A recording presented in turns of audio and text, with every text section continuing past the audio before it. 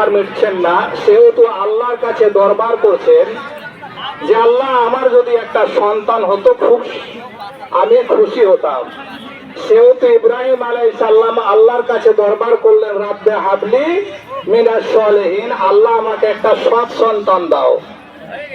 সৎ, এখানে শর্ত লাগিয়েছেন আল্লাহ যে সৎ সন্তান দাও। ইব্রাহিম আলাইহিস সালাম চাইছেন। আমরা হয়তো চাই একটা সন্তান, কিন্তু ইব্রাহিম আলাইহিস সালাম কেমন বুদ্ধিমান, কেমন ছিলেন যে তিনি আল্লাহকে দরখাস্ত করছেন আমাকে একটা সৎ সন্তান দেন।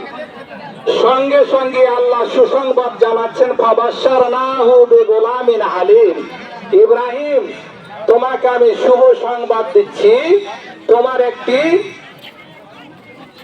ধৈর্যশীল সহনশীল সন্তান হবে। হয়ে গেল। ফালাম্মা বালাগা মাহু সায়া, সন্তানটা যখন চলাফেরা করার মতো হয়েছে, মুফাসসির গুণ অনেক রকম বলেছেন। কেউ বলেছেন 13 বছর বয়স। ইসমাইল আলাইহিস সালাম, ইব্রাহিম আলাইহিস সালাম তার পুত্রের নাম রেখেছিলেন ইসমাইল।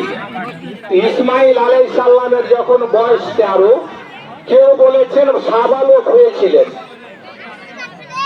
কেউ বলছেন যে বাবার বিপদ আপদে সহযোগিতা করার মতন হয়েছিলেন। এই বয়সে যখন ইসমাইল আলাইহিস সালাম উপনীত হলেন, ইব্রাহিম আলাইহিস সালামকে আল্লাহ স্বপ্ন যোগে দেখাচ্ছেন। কি দেখাচ্ছেন?